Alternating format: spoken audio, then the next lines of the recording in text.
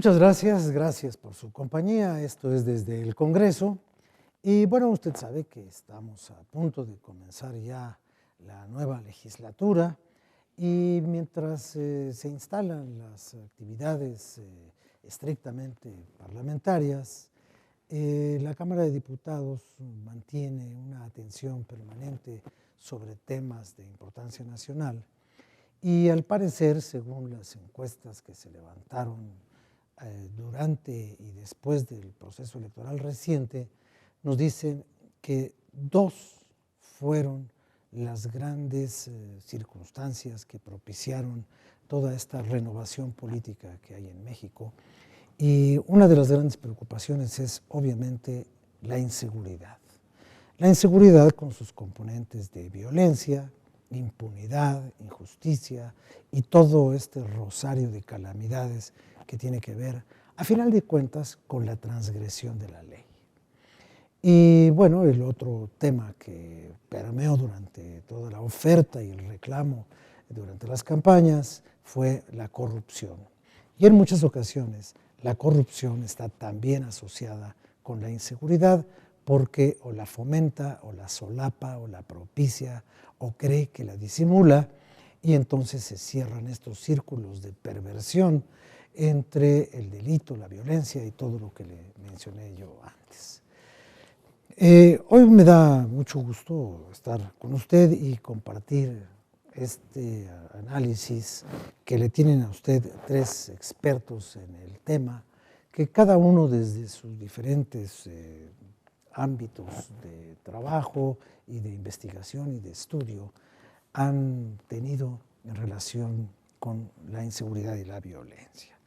Primero está aquí conmigo Moisés Beristain, de una organización llamada Impunidad Cero, o si la traducimos de otra manera, Cero Impunidad. Así es. Muchas gracias. Gracias a ustedes. También está aquí Roberto Mercadillo, quien es doctor en ciencias biomédicas, y vamos a tratar de entender qué tienen que ver las ciencias biomédicas con la violencia y con la conducta social. Y también Alfredo Lecona, de otra organización llamada Seguridad Sin Guerra, porque usted sabe que vivimos, declarada o no, una guerra porque si no hubiera guerra no habría soldados en la calle. Es una de las cosas que caracteriza a las guerras, que es la participación de los ejércitos. Empezamos de allá para acá. Vamos a partir de algo reciente para darle un piso a la conversación.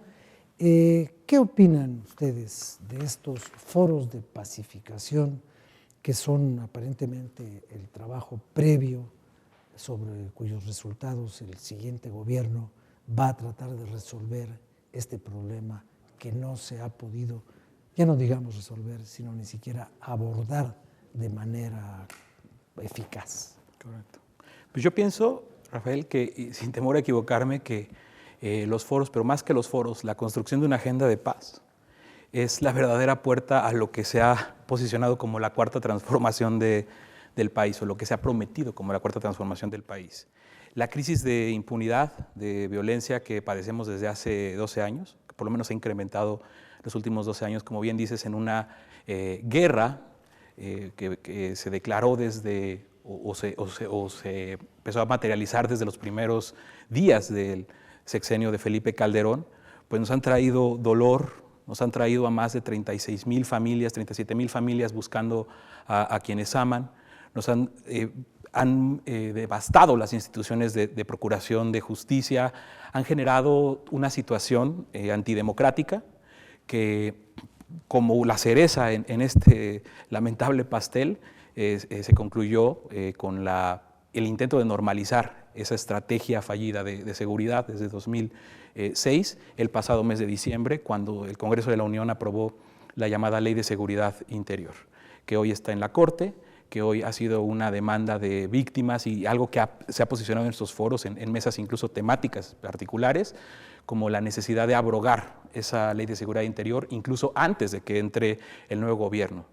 Creemos que es posible hacerlo como parte de un paquete antiimpunidad, antiviolencia. Esa ley en realidad está abrogada de hecho, porque el Ejecutivo la promulgó, pero dijo no se aplicará hasta que la Corte termine lo que está haciendo. Y lo que está haciendo es echarla para atrás. Pero eso es realmente un engaño en esa promesa que hemos identificado en el colectivo En Seguridad Sin Guerra, porque la Ley de Seguridad Interior contempla dos regímenes. Uno, que es el que refieres, cuando el presidente dice que no emitirá una declaratoria de protección de la seguridad interior, se refiere a esta parte de la ley o a este régimen de la ley donde el Ejecutivo ciertamente tiene que delinear ese despliegue de las Fuerzas Armadas para un lugar determinado, una región determinada, para atender una situación específica y un número de elementos específicos. Pero el otro régimen, el del artículo 26 de esta ley, le da toda la discrecionalidad a las Fuerzas Armadas para actuar para prevenir amenazas de seguridad interior. ¿Y qué es una amenaza a la seguridad interior? Pues se nos dijo y se dijo en el debate legislativo que esas amenazas se veían en la Agenda Nacional de Riesgos. Esos riesgos, esa Agenda Nacional de Riesgos está reservada y no podemos saber cuáles son. Entonces, eso aunado al régimen también de opacidad del artículo 9 de la misma ley, que dice que todo lo que se actúe para prevenir la seguridad interior era considerado de seguridad nacional y por tanto se va a reserva como seguridad nacional. No sabemos qué despliegue es, no sabemos qué tipo de operaciones, no sabemos nada. Y incluso dos jueces federales, una jueza y un juez federal, han declarado que la simple existencia de la Ley de Seguridad Interior representa una amenaza a los ciudadanos en el ejercicio e inhibe el ejercicio de sus derechos fundamentales. ¿Usted cómo ve ese asunto? Bueno, ese asunto y los demás, doctor Mercadillo. Pues yo celebro la realización de estos foros ya como una primera iniciativa. También estoy de acuerdo en que la Ley de Seguridad Interior tiene que abrogarse de manera explícita. Pero sí veo también, ya como teniendo en mira la denominada cultura de paz, ¿no? Muy en boga desde los últimos 20 años, que buena parte de las propuestas de pacificación se basan en una lógica de guerra. Esto es, en pretender eliminar las manifestaciones de violencia, pero no las causas genuinas de la violencia, ¿no? Esto es, sí, México se ha sumergido en las últimas décadas. ¿Tiene la violencia causas genuinas y causas no genuinas? Vamos a entender por causas genuinas por lo menos las causas más antiguas, ¿no? Intentamos comprender las últimas décadas de violencia en México a partir de hechos pues, generacionalmente más bien inmediatos. Por ejemplo, la guerra contra las drogas, lo cual en efecto subió mucho los índices de violencia, de homicidios y cuestiones que las acompañan. La cultura de guerra, sin embargo, va más allá de la violencia o la guerra como manifestación. Implica una lógica estructural que favorece eso, desde las instituciones y desde la mentalidad de cada uno de los individuos que formamos una sociedad. Y esa estructura no tiene décadas formándose, los paleoantropólogos más ortodoxos dirían que tiene más o menos 4.000 años, ¿no? Es tan antigua que casi nos hace creer que es natural, ¿no? Que somos violentos por naturaleza. Pero la militarización, por ejemplo, el deterioro del medio ambiente para obtener recursos de guerra, la exclusión de lo femenino dentro de las tomas de decisiones, la glorificación de lo militar, todo eso viene acompañando al ser humano desde hace 4.000 años. Y eso es lo que en el foro nos está abordando. Hay que no solamente centrarnos en cuestiones de seguridad que permitan la inhibición de los actos violentos inmediatos, sino en cómo vamos a modificar la mentalidad de las instituciones y de los mexicanos para favorecer otro tipo de resolución de conflictos, ¿no? Muy bien. Maestro Beristain, en impunidad cero o en cero impunidad, ¿consideran que la falta de castigo por parte de la autoridad legítima a las transgresiones es el factor más importante de todo este enredo, de toda esta espiral? Efectivamente, en impunidad cero justo hemos detectado que al no existir una sanción por algún hecho ilícito, algún acto delictivo, lo que se está generando es una cultura delictiva. El delincuente, ¿qué piensa? Al no existir la sanción, yo puedo delinquir. Al no tener opciones para salir adelante, al no tener una cuestión que en donde el gobierno me asegure una posibilidad laboral, en donde las opciones son mínimas, el delincuente lo que hace es delinquir con el entendido de que no va a ser sancionado, el Estado no está cumpliendo con su labor y en este sentido la crisis en la que nos encontramos de inseguridad y la crisis de impunidad en la que vivimos actualmente va incrementando día a día. En ese sentido, creo que se podría decir que la impunidad nace cuando el Estado no recibe el castigo por transgredir él mismo la ley o no propiciar las buenas condiciones de convivencia y de superación de las personas que forman una enorme sociedad como esta. ¿Eso es así o es pedirle demasiado a la teoría política? No, claro que no. De hecho, el Estado tiene gran responsabilidad, tiene la mayor responsabilidad. También los ciudadanos tenemos responsabilidad en el tema de la impunidad. Una de ellas es empezar con la denuncia. Ahí se empieza a mover todo el sistema jurídico. Pero el Estado, como usted lo menciona, justamente la mayoría de las personas piensa que hablar de impunidad es hablar de derecho penal, es hablar de delitos. Sin embargo, también entramos en el tema de las responsabilidades administrativas. Esto es la labor que tiene cada funcionario público de desempeñarse correctamente en el encargo que el Estado le ha otorgado. ¿Qué pasa cuando no lo realizan? Va a haber corrupción y esta corrupción que va a generar impunidad. Bueno, en ese sentido, quizás en estos 2 minutos que nos quedan, podríamos plantear el siguiente punto de análisis. Las violaciones al Código Penal crean situaciones de delito. Y lo mismo, las violaciones a los reglamentos administrativos crean infractores. Pero las violaciones a los derechos humanos crean delitos de Estado. Y en algunos casos crean crímenes de lesa humanidad, como el genocidio, como alguna otra de estas batallas de exterminio, claro, y todo esto de borrar del mapa un pueblo entero, ¿no? Entonces, en estas condiciones, ¿cómo podemos categorizar lo que está pasando en México? Vamos a una pausa mientras ustedes reflexionan su respuesta y ahora empezamos de aquí para allá y así vamos haciendo la ola, ¿verdad? Ahorita regresamos.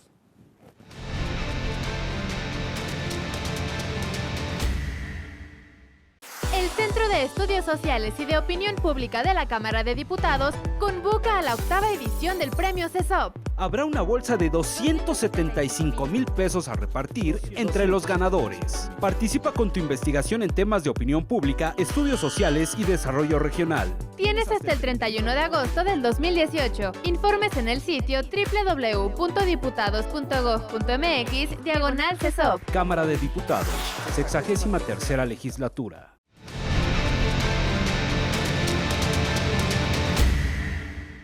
Bien, muchas gracias. Estamos de regreso en este análisis mucha gente habla de los problemas de la seguridad pública y yo digo que no hay ni uno solo. La seguridad pública no tiene problemas, ni uno. El problema es la inseguridad. Sí, porque hablamos de que los problemas de la seguridad, pues si hubiera seguridad no habría problemas, pero a veces hablamos al revés en este mundo, ¿no? Y hablábamos de la impunidad. Y hablamos también, cuando se habla de impunidad, también se tiene que hablar de su contrario, que es el castigo jurídicamente justo y dignificado por la existencia de leyes legítimamente establecidas en el corpus jurídico de un país, que también hay leyes para regular la conducta del gobierno y de los representantes del Estado. Entonces estamos metidos en un asunto mucho más amplio que decir que un señor se pasó un alto y le dio 5 pesos al policía. Bueno, 5 pesos, ni 5 euros, pero bueno. Entonces, ¿qué está pasando? Pues lo que está pasando es que realmente estamos en una crisis. El Estado de Derecho actualmente vive una crisis de inseguridad, vive una crisis, las instituciones con las cuales el Estado tiene que garantizar que exista justicia, que no haya esta injusticia a la que hace referencia, realmente actualmente están completamente debilitadas, la sociedad no confía en ellas. ¿Por qué? Porque entramos en el tema de la corrupción. Entonces, ¿qué está pasando? Hay una crisis de Estado de Derecho. Esa crisis del Estado de Derecho, ¿a quién le toca? ¿O a quién atañe? ¿O a quién perjudica? ¿Y a quién beneficia? Porque cuando hay un perjudicado tiene que haber un beneficiado. Bueno, ahora que mencionaron justo el papel del Estado y abrimos con la discusión de los foros y se mencionó en uno de estos foros esta controversial mención del perdón, ¿no? Y del olvido, o del perdón sin olvido, o como quiera llamarse. Pues se me vinieron a la cabeza precisamente algunos estudios neurobiológicos que han surgido recientemente sobre, no solo sobre qué es el perdón, sino cómo los seres humanos lo procesamos a nivel cerebral y mental, ¿no? Y el perdón, cognitivamente hablando, es un proceso de comprensión, comprender por qué las cosas sucedieron y a partir de esa comprensión decidir cómo va a ser una penalización o un castigo para ello. Esta noción de perdón tiene buena cabida en un proceso actual en el que México se está comenzando a sumergir, que es procesos de reconciliación.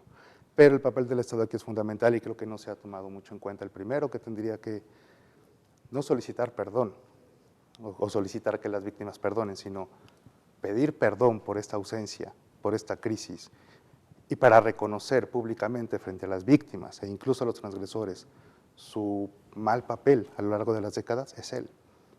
El proceso del perdón tiene que iniciar con un reconocimiento público del Estado por no haber atendido e incluso haber favorecido actos de violencia que desencadenaron en miles de víctimas. Yo recuerdo, ahora que se ha mencionado todo este asunto del perdón, hay dos cosas que a mí me brotaron y me parecieron absolutamente irreconciliables. En el discurso, llamémosle ya el discurso oficial del gobierno del próximo presidente.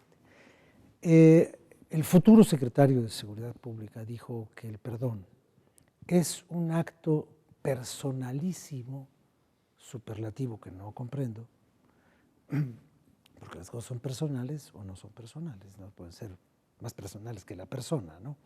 Bueno, entonces, que es un acto personalísimo y que tiene que ver con la paz interior, que me parece un argumento religioso, me parece un argumento quizás hasta de terapia psicológica, recuperar la paz a través del perdón y que yo no me siga emponzoñando con mis rencores, lo cual neurológicamente, como dice el doctor, va a generar que se activen circuitos que pacifiquen mi alma, me quiten la angustia, me quiten la zozobra, la congoja, cualquier sentimiento negativo. Pero eso no es una política pública. O sea, todo esto del perdón, todo a mí me suena sacerdotal, me suena a una prédica espiritual. Y no estoy en contra de lo espiritual, pero lo espiritual no le toca al gobernante. Al gobernante le toca, desgraciadamente, el asqueroso mundo cotidiano, real, donde hay sangre, odio, muerte, delito, transgresiones, violaciones y todo lo demás. Entonces, no sé, esta cultura de guerra de 4.000 años de antigüedad, que para mí son 40.000, porque creo que todo esto empezó cuando el Señor agarró la primera macana en su vida o la primera piedra y le pegó al otro, y ahí empezó, cosa que estuvo bien, porque si no seguiríamos en las cavernas viviendo como antropoides, ¿no? Pero bueno, pero ¿cómo combinar esta necesidad interior de vivir tranquilos con políticas públicas que nos permitan vivir tranquilos? Yo creo que una vía es considerar la salud mental. En efecto, una vertiente del perdón puede irse hacia una noción más espiritual, ¿no? Casi sacerdotal. Es una noción que pudiera ser importante en ciertos sectores de la sociedad, pero no es lo que desde una política pública tiene que alcanzarse, ¿no? Lo que sí se tiene que alcanzar es la salud mental de aquellos quienes tienen que entrar en una dinámica de perdón, no solamente en perdón interpersonal, sino primero del reconocimiento de los actos del Estado, de los actos de los otros, de los transgresores. Y esto porque sí, a nivel clínico se sabe que el proceso de perdón tiene muchos beneficios en salud mental, en manejo de emociones, pero eso a nivel de salud pública es importante. ¿Por qué? Porque aquellas sociedades que han tenido, o que provienen de padres o de nietos, incluso de abuelos, aunque ellos no hayan vivido estas circunstancias violentas, tienen una, ya no solo tendencias, sino manifestaciones de agresión, violencia y altos niveles de estrés que propensian otra serie de actos violentos, inmanejables. Entonces, una salud pública enfocada al perdón, por ejemplo, el perdón entendido como reconocimiento de los actos y comprensión de los actos públicos, involucra también, o tiene que acompañarse de programas adecuados de salud mental para las víctimas y los transgresores, para en las siguientes generaciones que ya nos están pisando, se favorezcan actos menos violentos que no se conduzcan por una indignación que no tiene cabida ya dentro de la vida de los individuos que formamos la sociedad. Porque por un lado, el perdón es algo que se implora, que se pide. Cuando uno comete alguna falta, pide ser perdonado. Y por el otro lado está la capacidad de perdonar. Entonces esto es una moneda con dos caras, o es una realidad con dos diferentes aspectos. Entonces, convocar al perdón así en general, como si fuera el día del año que los judíos dedican a eso en su religión, el día del perdón, ¿no? O el credo católico de creer en el perdón de los pecados y la vida perdurable. O sea, ¿cómo? Yo sigo sin ver cómo le van a hacer, pues. Lo entiendo, lo comprendo, lo participo, pero no sé cómo se hace eso en una política pública. No sé qué tiene que ver eso con lo que pasó en Tlatlaya, o lo que pasó en Iguala, o lo que pasó en Tlatelolco, o lo que va a pasar quién sabe dónde dentro de quién sabe cuánto tiempo. ¿Por qué va a volver a pasar? Sí, hasta que no existan procesos de justicia, verdad y reparación, estamos destinados a repetir estos crímenes atroces, o a ver más de estos crímenes atroces como los que hemos visto en los últimos años. Pero ahorita que mencionabas casos tan relevantes como Iguala, hay un informe de todo lo que ha salido del caso Ayotzinapa, un informe que coordinó Fundar, de impactos psicosociales en las víctimas del caso Ayotzinapa, en los familiares y en los sobrevivientes del caso Ayotzinapa. Y la verdad es de las cosas más desgarradoras que he leído y más reveladoras que he leído, cómo la impunidad, porque la impunidad ha sido una política de Estado de facto, cómo la impunidad ha afectado la vida y ha destrozado la vida y los sueños y las ilusiones y las familias, y ha desgastado e impactado en la salud de familiares que buscan a sus hijos desaparecidos, ¿no? Bueno, ese fenómeno multiplicado por todos los casos que hay de desapariciones en este país, pues nos da muestra del horror. Los conocidos y los desconocidos. Y los desconocidos, por supuesto. Ya se manejan cifras, la futura Secretaría de Gobernación ya pasa a unas cantidades de que ella dice, creo que no son 35,000, creo que se aventó una cifra como de 200,000 personas desaparecidas, ¿no? O sea, algo que ya sobrepasa lo tolerable en una democracia. Y hay una gran dificultad en este recuento de las desapariciones. Yo recuerdo una experiencia personal, cuando el terremoto del 85, cada año había 1,000 muertos más. Y la verdad es que no se pudo contabilizar el número de muertos. Y lo único que se hizo oficialmente fue contabilizar el número de actas de defunción levantadas, que es lo jurídico. Si no hay un acta de defunción, un señor no está muerto. Entonces, los muertos del terremoto fueron 5,800 y no sé cuánto. Y cada año siguen aumentando. Claro. Siguen aumentando y dice, ya ahora resulta que en el terremoto hubo más de 20,000 muertos y 25,000. Bueno, y un poco creo yo que está ocurriendo esto con lo de los desaparecidos, porque creo que se está contando la primera versión de las víctimas, de las víctimas secundarias, que son los familiares, y el eco de sus palabras. Entonces el eco va generando, creo yo también, que aumente la cifra. Así es. Pues nada más hay que ver, justo como lo estás colocando, lo que pasó hace cerca de un par de meses, cuando desde la Oficina del Alto Comisionado de las Naciones Unidas para los Derechos Humanos se le informa al Estado mexicano, el Estado mexicano no lo sabía el fiscal en Tamaulipas, que en Nuevo Laredo había habido una ola de desapariciones de noviembre para la fecha, de las que se hablaba alrededor de 33 hombres y 3 mujeres. O sea, ¿cómo es posible que el Estado no sepa que hubieron desapariciones forzadas, presuntamente a cargo de elementos de la Marina, en los últimos meses, ¿no? Entonces, esas cifras no pasan nunca, o sea, si no es por estos mecanismos que se activan, cruce de información entre lo internacional y el no encontrar respuesta o eco en el país, pues nos terminamos enterando después de ¿cuánto tiempo? Creo que en todo, bueno, ya hablamos de la magnitud del dolor, ya hablamos de lo difícil que es perdonar, y yo creo que lo que está pasando es un poco lo que también vimos en campañas, que de repente hay una declaración de ahora el presidente electo que genera un revuelo, que ahora nos tiene a todo el mundo hablando del perdón, cuando lo que se está construyendo de fondo, que es lo que debería de tener responsabilidad el presidente electo y todos los demás de centrarlo, ha sido desafortunada, creo, esa declaración. Es un proceso de justicia transicional, que no estábamos, hay que decirlo, listos para vivirlo. También tiene sus matices jurídicos esto de lo transicional, pero tenemos que hacer ahorita una pausa porque viene el comentario de don Miguel Reyes Razo, y terminando esto regresamos y hablamos un poco de esto de qué significa la justicia transicional en un país que no está pasando por una transición.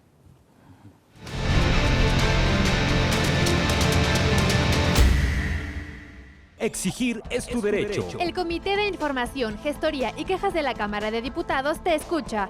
El derecho de petición está garantizado en el artículo 8 de la Constitución. Si tienes una queja, envía un oficio dirigido al presidente del comité exponiendo el problema. Anexa copia de tu identificación y la evidencia con la que cuentes. Puedes hacerlo directamente en el Palacio Legislativo de San Lázaro o al correo comité.gestoría@congreso.gov.mx. Cámara de Diputados, 63ª Legislatura.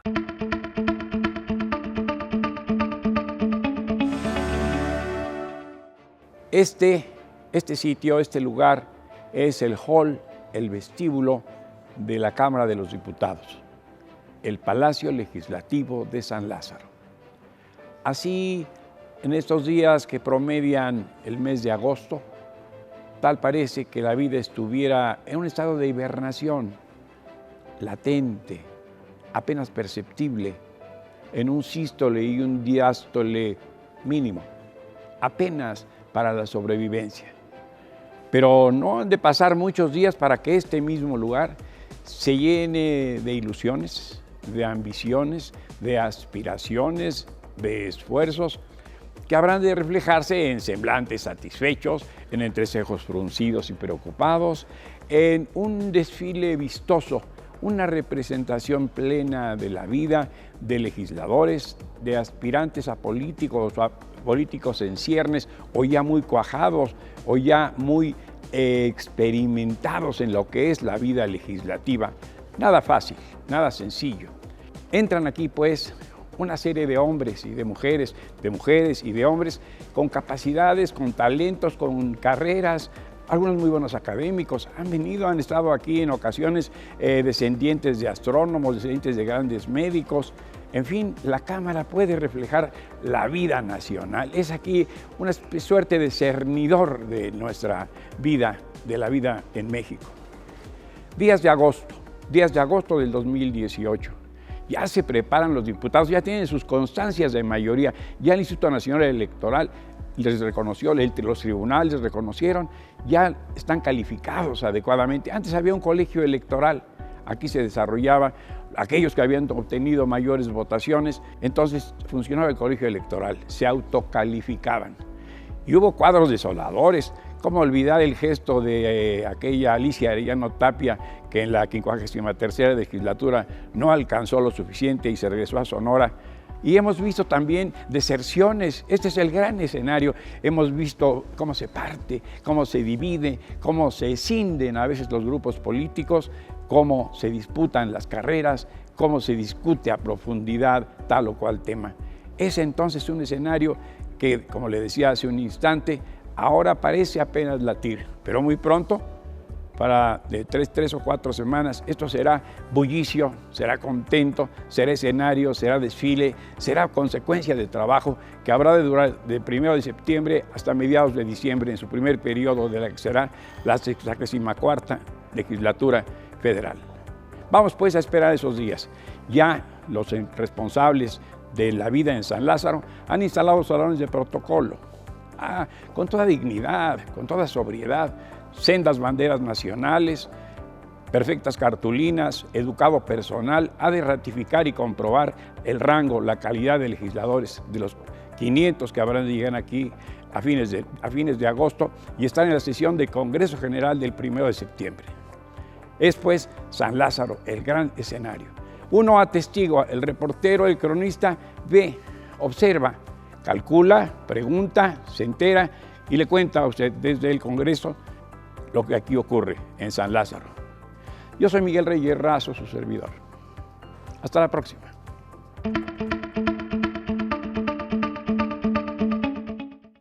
Muchas gracias. Bien, pues gracias a don Miguel por su comentario.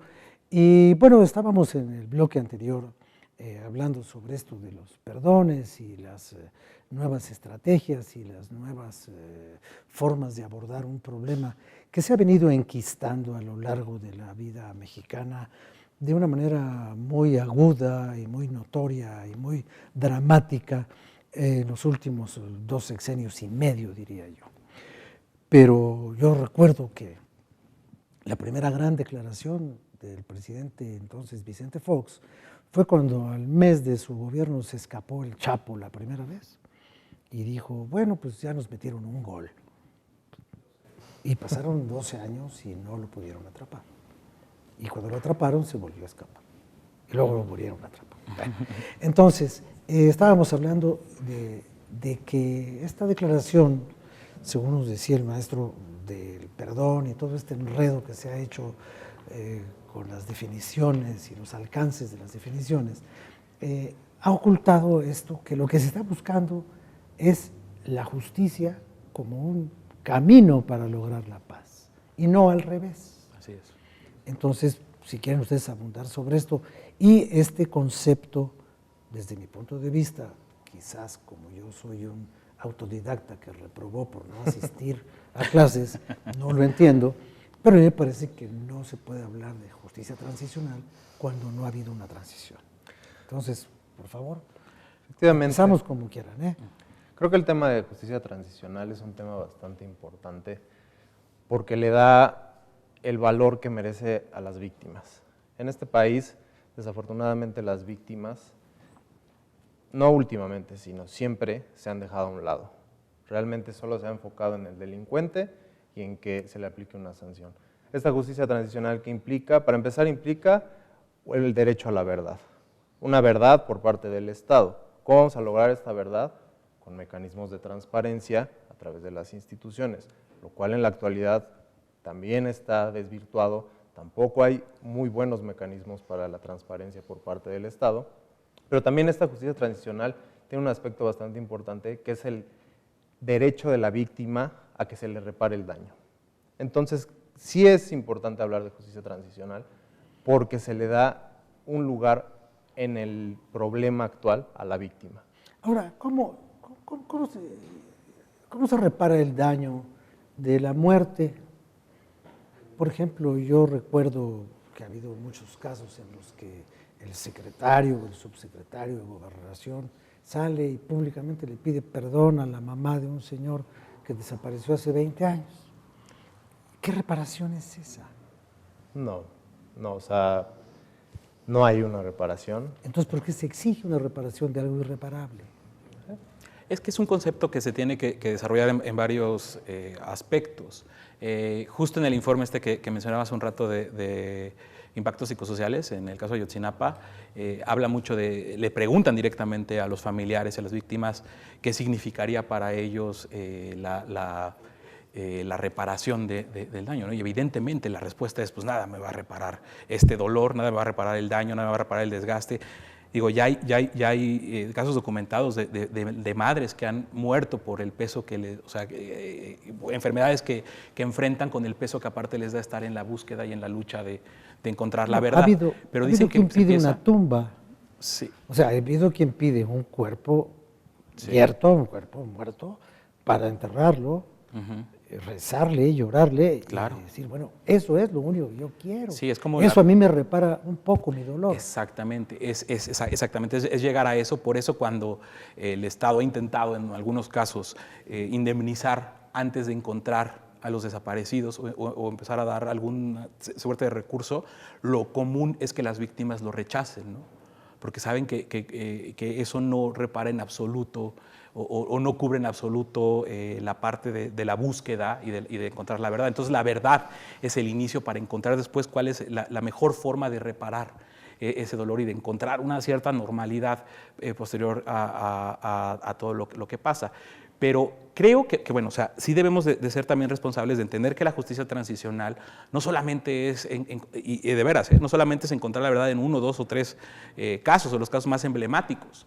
Lo que ahora se maneja como perdón, que en la campaña fue amnistía. Bueno, la amnistía nos llevó quién sabe cuántas miles o cientos de miles de horas de discusión. Y seguirá. Y seguirá. Pero la verdad es que insisto, solemos ser muy reactivos ante ese tipo de declaraciones, cuando lo que hay una coincidencia en quienes han estudiado los procesos de justicia transicional en el mundo es que la amnistía es una parte de un proceso mucho más amplio de verdad, reparación y justicia, o de procesos mucho más amplios, que va casi al final, O sea, antes, la historia de nuestra crisis, aunque es muy difícil aunque muchos dicen que es muy difícil de explicar, yo no creo que sea tanto en cuanto al origen. O sea, había un problema cierto de narcotráfico, ¿no? Entonces se decidió ir contra las drogas, iniciar una guerra contra las drogas. Entonces cambió la seguridad pública, la política de seguridad pública, que en esta guerra devastó quién sabe cuántas instituciones como la Procuraduría General de la República, que pues no se puede dar abasto en una crisis tan grande, cuántos casos han sido esclarecidos de crímenes atroces, y generó dolor a las víctimas. Entonces la respuesta, creo que de la justicia transicional, la pusieron las víctimas en la campaña de forma muy clara, y ahí más o menos se puede dibujar la agenda. Se necesita cambiar la política de drogas, se necesita cambiar la política de seguridad pública, se necesita construir una fiscalía verdaderamente autónoma e independiente y eficaz, independiente del poder político, se necesita una comisiones de la verdad, o una comisión de la verdad, que eso ya y no un mecanismo se hizo, internacional. La fiscalía, bueno, por lo está menos, en riesgo. Pero por lo por menos ahí está. no se ve que vaya a ser el... Pues tenemos la voluntad, por lo menos, casi de la futura Secretaría de Gobernación, los funcionarios de la Secretaría de Gobernación, los subsecretarios, que pues hoy están sentados tratando de elaborar un proyecto común con las organizaciones que lo han pedido, y supuestamente con sin camisas de fuerza, y veremos en qué deriva los trabajos, pero son todos estos elementos que tendrían que simbrar completamente el fenómeno de impunidad generalizado que tenemos en el país para empezar a encontrar la paz.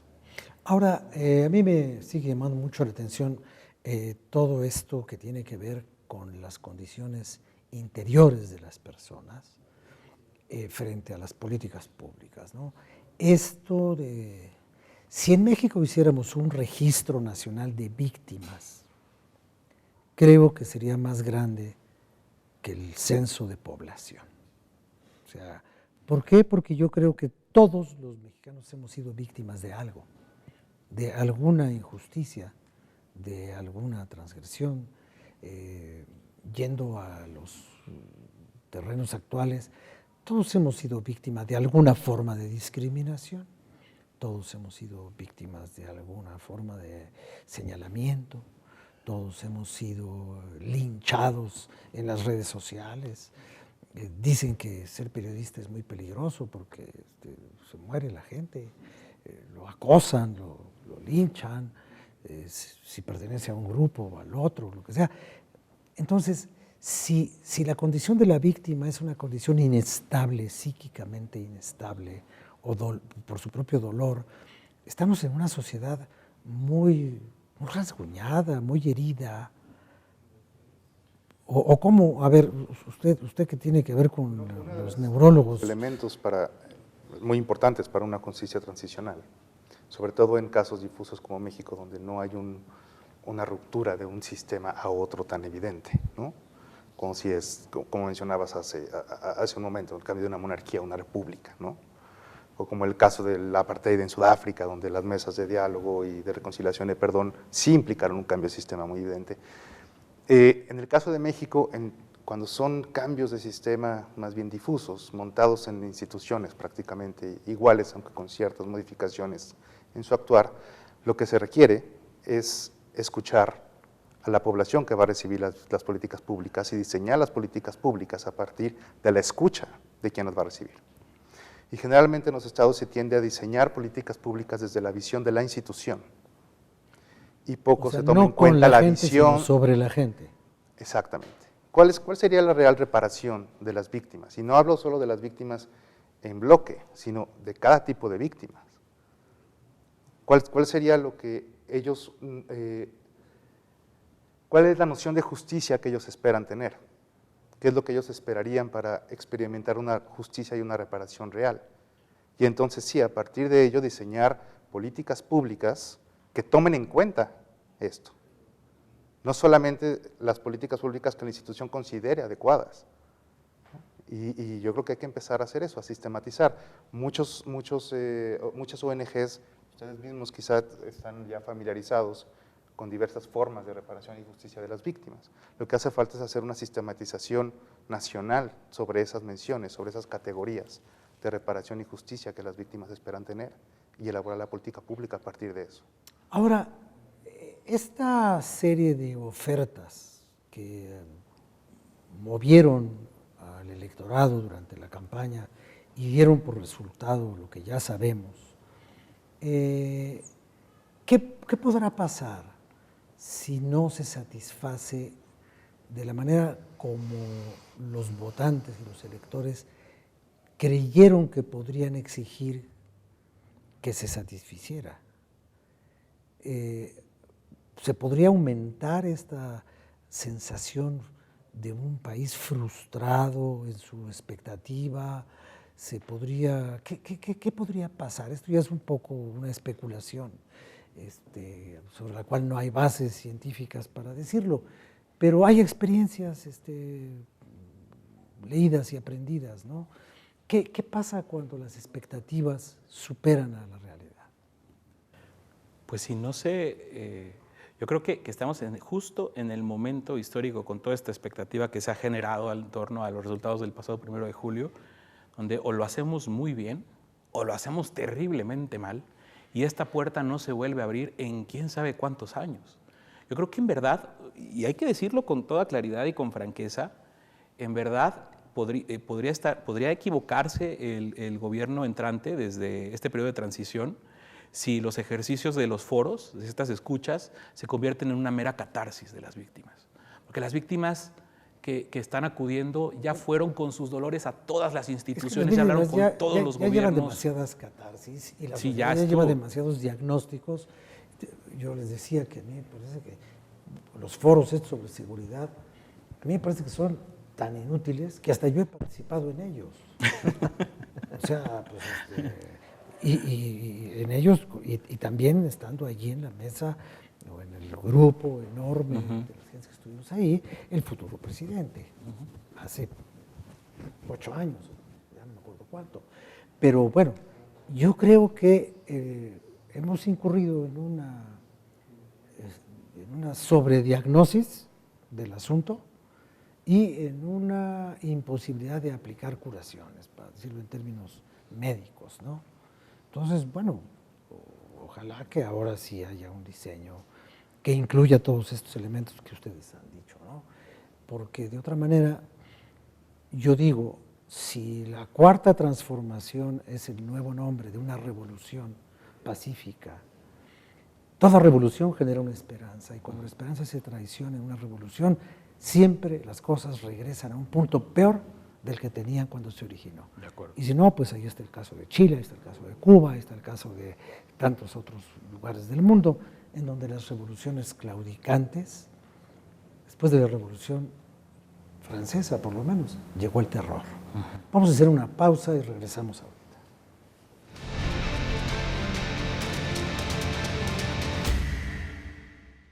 El Centro de Estudios Sociales y de Opinión Pública de la Cámara de Diputados convoca a la 8ª edición del Premio CESOP. Habrá una bolsa de 275,000 pesos a repartir entre los ganadores. Participa con tu investigación en temas de opinión pública, estudios sociales y desarrollo regional. Tienes hasta el 31 de agosto del 2018. Informes en el sitio www.diputados.gov.mx/CESOP. Cámara de Diputados, 63ª legislatura.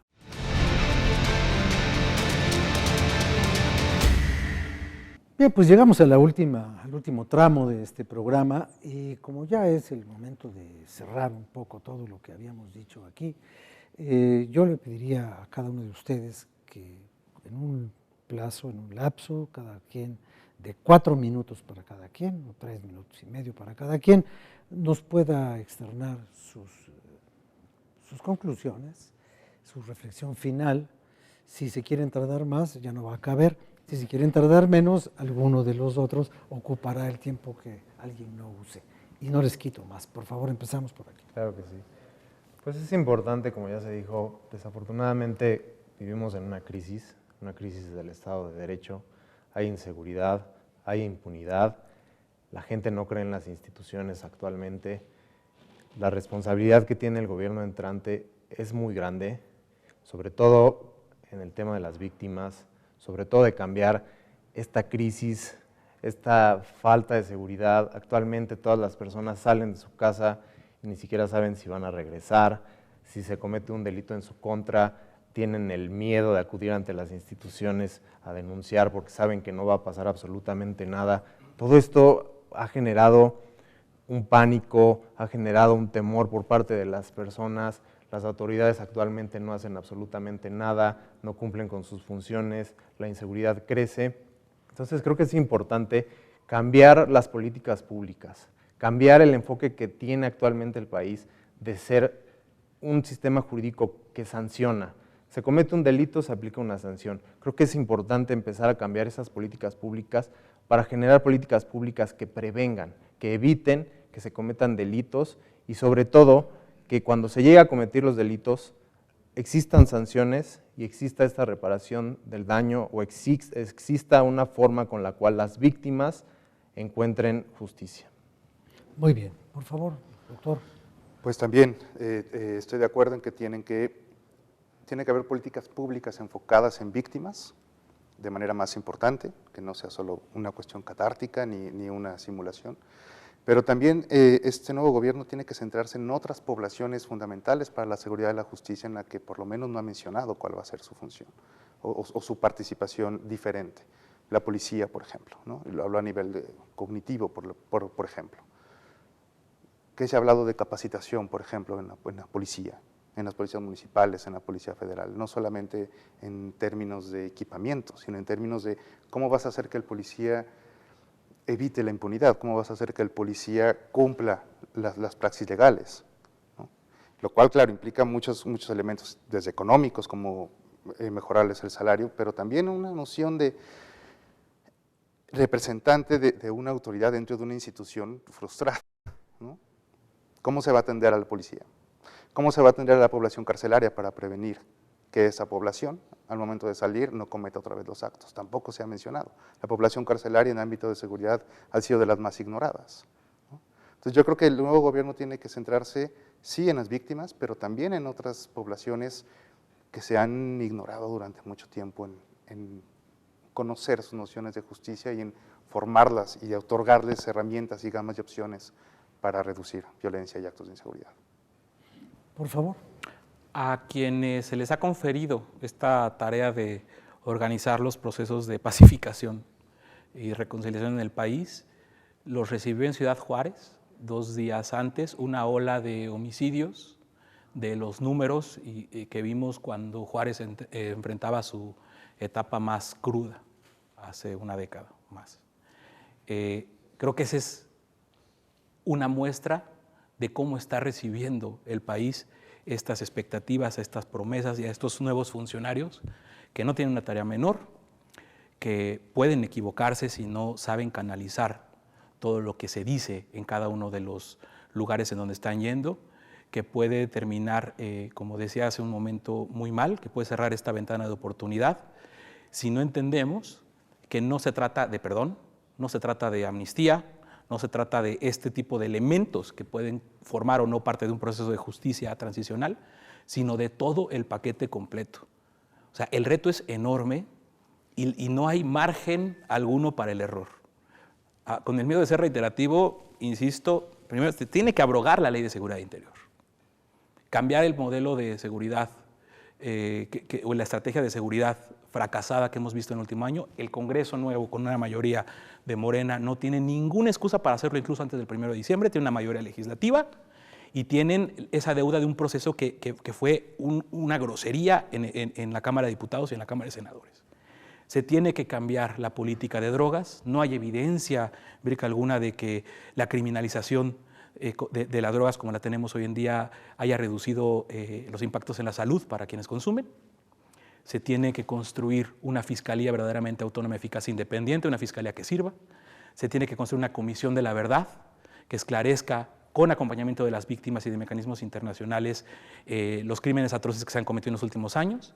Y por último, tiene que haber un mecanismo internacional contra la impunidad con acompañamiento de la Organización de las Naciones Unidas, como los que han existido en otros países, que ciertamente tienen los números que nosotros tenemos aquí o que han tenido experiencias como las que hemos tenido acá, no de una guerra con un conflicto armado declarado, pero sí de esta fallida y atroz guerra contra las drogas que data ya desde 2006. Ahora, como todavía nos queda un poquito de tiempo, yo creo que todo esto de la política de las drogas, en fin, debe ser objeto de transformación, revisión, cambio, lo que sea, pero yo creo que el problema ya dejaron de ser las drogas. El problema en México es la industria del secuestro, del robo de automóviles, del asalto a transeúntes, del asalto a casas habitación, es el derecho de piso y el hecho, por ejemplo, de que en el estado de Guerrero haya 18 grupos criminales que se disputan la hegemonía frente a un solo estado. O sea, el estado es uno y la dispersión y la especialización, entre comillas, del crimen organizado, pues es lo que está generando la incapacidad del Estado para atender el asunto. Porque el Estado solamente tiene un camino. Al menos el Estado entendido como lo entendemos, si leemos a Max Weber, ¿no? El Estado solamente tiene el camino de la represión. Es una vía. Y eso es lo que dijo el doctor. La cultura de la guerra es la aplicación represiva de la fuerza del Estado con el monopolio legítimo del poder. Y en eso estamos, ¿no? ¿Hace cuántos años? ¿4,000? Algunos dicen. Pero bueno, quisiera decir algo. De hecho, es interesante. Todavía podemos, esta todavía noción tenemos. en el foro de Juárez, ¿no? Que justamente no se había contemplado la desmilitarización como uno de los puntos cruciales. Exacto. ¿No? En uno de los primeros foros, ni siquiera se mencionó. ¿No? Si no hubiera sido por Jero Fong y sus activistas, ni siquiera se hubiera... Movimiento contra la militarización Juárez que impusieron la mesa. Exacto. Y yo creo que sí, la política de drogas, estoy de acuerdo que tiene que retomarse, porque es esta política de drogas la que ha justificado mucho esta violencia de Estado y ese estado de guerra.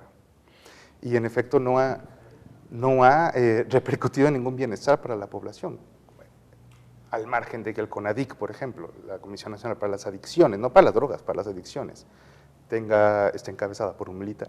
Digo, al margen de eso, que más del 50% de los fondos destinados a la Comisión para las Adicciones, que tienen que implicar prevención y atención de los consumidores, se destinen más bien a cuestiones de seguridad, a abrir toritos y a poner acolímetros y a armar policías. Porque una comisión para las adicciones, que es un tema de salud, invierte más del 50% de su presupuesto en cuestiones de seguridad, es una consecuencia de una política de drogas. Ahora, en cuanto a la dispersión del crimen organizado, pues ese sí es un problema que no tiene que ver ni con las adicciones, así el ladrón del auto sea un adicto. Porque finalmente aquí todo se va mezclando, ¿no? Claro. Es como esas cajitas que tienen arena de diferentes colores, entonces la voltea uno y se empiezan a mezclar, y es la misma arena haciendo diferentes figuras, ¿no? Entonces, ok, quizás el enfoque de prohibición de las drogas no fue a lo largo de la historia el conveniente. ¿Será conveniente el otro? Con una liberalización total de lo recreativo y lo medicinal y Pues, las diferentes etapas. Pues aquí hay que preguntarnos si el Estado mexicano, si la sociedad, si el mexicano tiene la capacidad, culturalmente hablando, de recibir este tipo de políticas. Porque realmente el Estado la puede establecer, puede legalizarlas, pero realmente el ciudadano O no como tal, penalizarlas, ¿no? Como dijo la futura secretaria de Gobernación, dijo, bueno, nosotros vamos a despenalizar el cultivo de la amapola y vamos a producir, para fines de farmacia, vamos a producir heroína y la vamos a vender. Sí, pero no vamos a tener quien nos la compre. Bueno, ese es otro punto en el que México tiene que participar en las comisiones internacionales para la venta, más que de heroína, de morfina. Bueno, que son primas hermanas, ¿no? Se sacan de la misma planta. Pues para la cuestión de la liberalización de las drogas tampoco puede ser una liberalización radical, ¿no? O sea, se tiene que ver qué drogas, en cuáles se va a dar una autorización o una despenalización lúdica, en cuáles solo la producción, ¿no? En cuáles se va a considerar una serie de departamentos para que se brinden de manera regulada. Más que una liberalización, sería una regulación del Estado en ciertas drogas para su consumo, ¿no? ¿Qué digo? Se puede mencionar. Y a lo mejor estamos regresando a donde el perro se muerde la cola, ¿no? O sea, queremos regular lo que no pudimos prohibir. Cuando lo prohibimos, no nos hicieron caso. Es que ya está. Cuando lo regulemos, ¿quién nos garantiza que nos van a hacer caso a la regulación? Por ejemplo, en las tlapalerías está prohibida la venta de drogas a menores y la droga de más consumo entre la población de menor ingreso es el tiner. Y los chavos llegan a los centros de atención con el cerebro flameado porque se meten en la muñeca. Entonces, Que tiene que ser integral, tiene que ser... y ahí no hay una política prohibicionista, hay una política regulada que tampoco funciona. Pero lo que no hay es integralmente una política de salud pública, de prevención y de atención a esto. O sea, se criminaliza incluso en el discurso público el uso de drogas. O sea, la perspectiva es incorrecta y por eso urge, uno, cambiar esa forma de ver las drogas y el consumo, y la otra, entender que, como dice, ciertamente el crimen organizado ya tiene pues, más de 30 delitos que comete en estos grandes cárteles, pero y con una, todavía es una una actividad diferencia económica notable, y con esto tenemos que terminar, pero yo les dejo aquí este dato. Hemos tenido 500 foros sobre seguridad e inseguridad, sobre drogas y sobre 500 o 600 o 1000. La delincuencia organizada no ha tenido ni uno, y ellos funcionan perfectamente para sus fines. Les agradezco mucho que hayan venido. Al contrario. Y luego nos echamos otro, ¿no? Porque este ya se nos acabó. Sí, ¿no? Muy bien. Bueno, pues vengan cuando quieran. Gracias. Gracias. Buenas noches.